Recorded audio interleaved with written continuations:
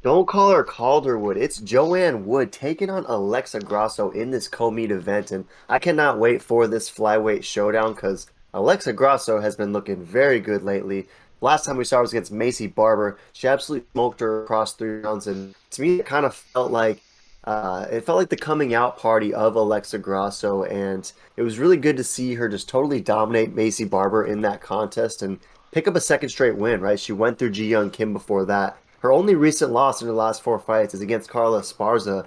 It was a majority decision, and I mean, no shame in that. Carla's fighting for a title in 6 weeks, and she seems to win pretty much every fight she's in, anyways. So I almost thought that that was a good thing for Grasso's career because since then she has really looked like she's turned a level, and she's taking on Joanne Wood in this one, who you could make the argument is kind of going in the other direction, right? She's lost two straight. We saw her get finished early against Tyler Santos, and Tyler Santos is fighting for a title. I mean, she's the next one up at this 125 division. So not a whole lot of shame in that one either. But the fact that Joanne Wood got submitted so early in that one, I don't know. It wasn't a great sign for her. And before that, she lost that very close split decision to Lauren Murphy. We were at that fight. I remember feeling like it could have gone either way. Ultimately, they gave it to the hometown Murphy. But any thoughts on this one? And if so, who are you rolling with? Are you taking JoJo, or does Alexa Grasso get another statement win and maybe a title shot coming up here soon? Who you got?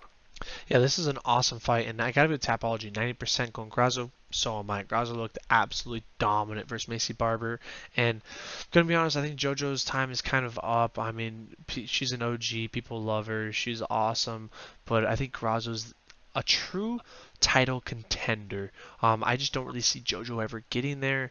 And so I think Alex Grasso is just going to absolutely dominate from beginning to end. And I mean, she's very young. She's 28 years old, and she's already looking this prime. So high hopes for her.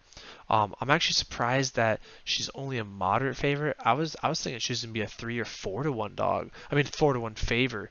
Let alone just a 2 to. So pretty good odds to be honest, because I think this is a pretty easy win for her to be honest stylistically.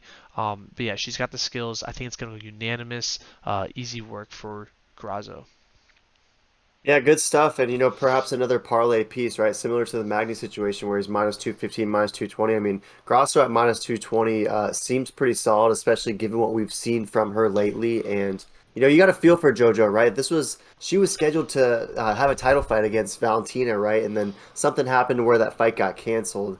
And she never was able to, get that next title shot because she happened to lose those next couple fights. So just kind of a bad beat for JoJo, but I'm with you in that. I think that, at 36 years old, I still think that JoJo can beat a lot of women in the UFC. I just don't know if she's still at that, top five level caliber. And I'm with you in that I think Grasso could be, and she might be the next Mexican star. I mean, we're big in the card community, right? And you even see Irina Aldana have a huge fan base, and perhaps Alexa Grasso is the next one up. And I think this is a great co-meet opportunity against JoJo. I mean, if we think about it, there's a fight we covered it already, but there's a fight buried on this card. Manon Fiorot taking on Maya, and that's a former title challenger versus Manon Fiorot, who has all the hype in the world currently, and yet that's buried at the bottom. And Grasso versus JoJo is the co-main event, so a beautiful opportunity for Grasso. I'm with you. I like her to win a decision in this one.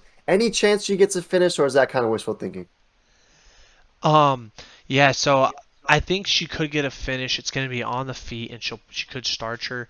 But I think JoJo's a veteran. She knows how to survive. She's good enough. She's a very tough woman. So I'm more bullish on the decision, but a finish would not surprise me at all. Grasso is a sniper. Her stand-up game is superb when it comes to those hands. It's slick, right? And 90% is rolling with Grasso. There's only a slight sliver for that finish, but would be pretty magnificent if Grasso was able to not only get the statement win, but get a statement KO, because that would be pretty sweet for sure. But nonetheless, we're both rolling with the moderate favorite, Alexa Grasso, in this one. Let us know in the comments if you're bullish on JoJo. Is this where she turns her career around, or is Grasso the real deal and maybe she's up next? Let us know.